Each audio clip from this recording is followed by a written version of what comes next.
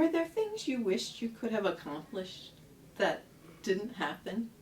Well, there were things I wished I could have accomplished, yeah. I think we always try to make it a collaborative effort. You know, you try to bring people along, especially educating in what is social justice. I mean, we established the sharing fund, which was great. We decided to spend 10% of all the funds for, not for the parish. And we developed a whole system and a committee that would distribute those funds, you know, to different organizations.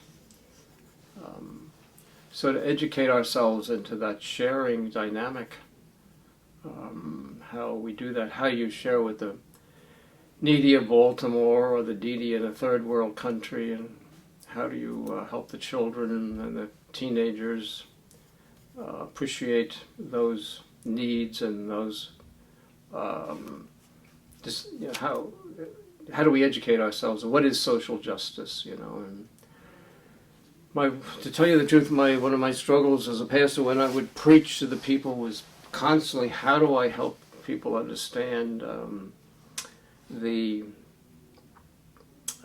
systems that are happening in society that are sort of control us. You know, actually, personally, that's been one of the main dynamics of my life. It still is, understanding these economic systems and manipulative systems in society of all kinds. And any group of people gets stuck in the way we are, you know, we like the way we are, and to really understand those manipulative systems, they enter into politics, and they enter into government, and they enter into business, and to educate ourselves to grasp those and see how you work against them, and how you, as a Catholic people, see how they control you, to find the right way to preach about that or teach about that. Is a struggle, was like one of the main things I was thinking about all the time as pastor. I still think about it all the time, I will tell you the truth, yeah. As you come back to St. Joseph from time to time, what have been your impressions? Yeah.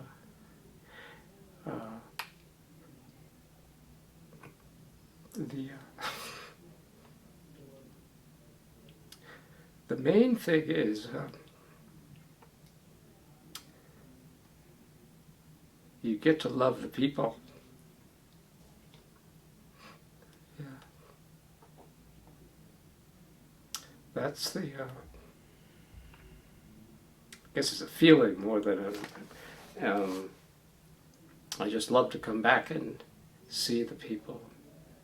The names, I can't remember the names all the time, you know. Yeah. But for some reason in parish ministry there is this dynamic that happens. You just relate to people. Even the people you disagree with, you know, we have problems with, and that don't want to change, or sometimes you make mistakes too. I can remember one lady, she wanted me to have an announcement for, this was really a mistake, for helping women understand breast cancer. And I said, no, we can't do that, because when we make announcements, it has to be for everybody, not just for women, you know, which was just ridiculous on my part. I can't remember why I made that mistake, you know. But the people that you disagree with, even those people you get to love. Sometimes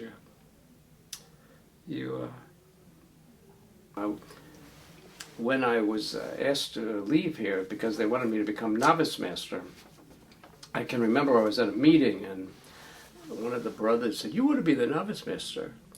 And then the provincial asked me to do it, and I had to leave here. I was just devastated because it was like the worst moment of my life. I loved being here. So that was really a tough moment.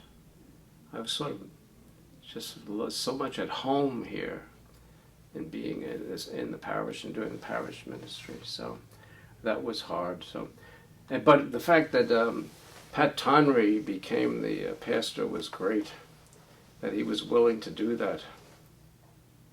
A funny story, I think is a funny story. We had one priest who was great. Ken Templin was his name. And we had a committee to look for the pastor, who would be the next pastor. And we asked this Father Templin to come in. And he had this ponytail. And he got off the plane coming from wherever he came from. We picked him up. And he had on dungarees and like a t-shirt, he didn't have clerical clothing on. And then I brought him to the house, and then I said, we're going to go over to the meeting, and he came out. He didn't put his clerical clothes on. He went over to the meeting dressed like that, And I said, you going to go that way? He said, yeah, I'm going this way. So he went. Well, after the meeting, I asked the committee, what did you think of him? And they liked him. They liked him. I was so surprised. But he didn't want to be the pastor. He didn't want to do it.